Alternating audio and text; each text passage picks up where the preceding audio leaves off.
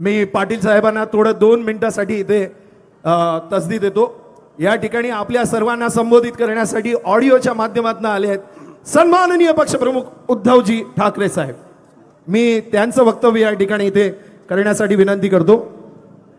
उद्धवजी बोला। जमलेल्या माझ्या तमाम महाराष्ट्र प्रेमी आणि शिवसेना प्रेमी बांधवांनो, भगिनी आणि मातांनो, मी आपले हात जोडून माफी मागतोय, कारण वेळेचं गणित जुळत नाहीये। आता मी डोंबिवलीतून गचके खात खात रस्त्याने ठाण्याला निघालेलो आहे आणि ठाणे म्हणजे तुम्हाला माहिती आहे गद्दारांचं केंद्र। त्या गद्दारांच्या केंद्रातच गद्दारांना गाडायला मी जातोय। अर्थातच तुमच्यावरती आणि माझा तुमच्यावरती विश्वास आहे। रमेश आहे, बाजूला सुनील आहे, हे कट्टर आपले शिवसैनिक आहेत। यांना सुद्धा धमक्या दिल्या गेल्या, यांना सुद्धा खोके दाखवले गेले असतील, पण ही माणसं निष्ठेला जगली, विश्वासाला जगली आणि त्या निष्ठेची कदर ही आपल्याला करावीच लागणार आहे। हे जे सरकार आहे महायुतीचं, हे जी काय होर्डिंग लागतात ना आणि जाहिराती येत आहेत, महायुती म्हणजे महाराष्ट्राची नाही तर गुजरातची प्रगती आहे। सगळे काही गुजरातला नेत आहेत। अर्थात गुजरात किंवा गुजराती लोकांच्या मी विरोधात नाही, पण आमच्या हक्काचं, आमच्या भूमिपुत्रांच्या हक्काचं तुम्ही ओरबाडून जर का गुजरातला नेणार असाल तर मग तुम्हाला महाराष्ट्राचं पाणी काय आहे ते यावेळेला महाराष्ट्र पाजल्याशिवाय राहणार नाही।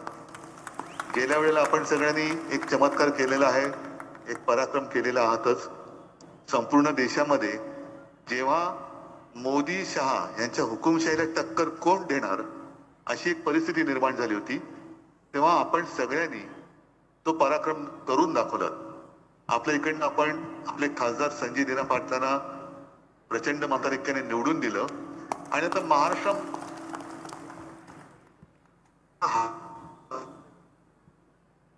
विश्वास याही वेळेला आपल्याला दाखवायचे आणि आता त्यांना नुसतं नाही पाडायचं, संपूर्ण भुईसपाट करून टाकायचे।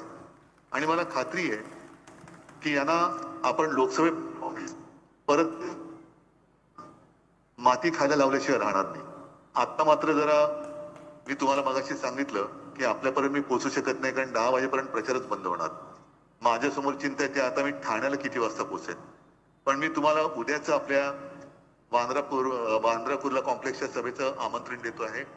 कृपा करून गैरसमज करून घेऊ नका, रागावू नका, नाराज होऊ नका।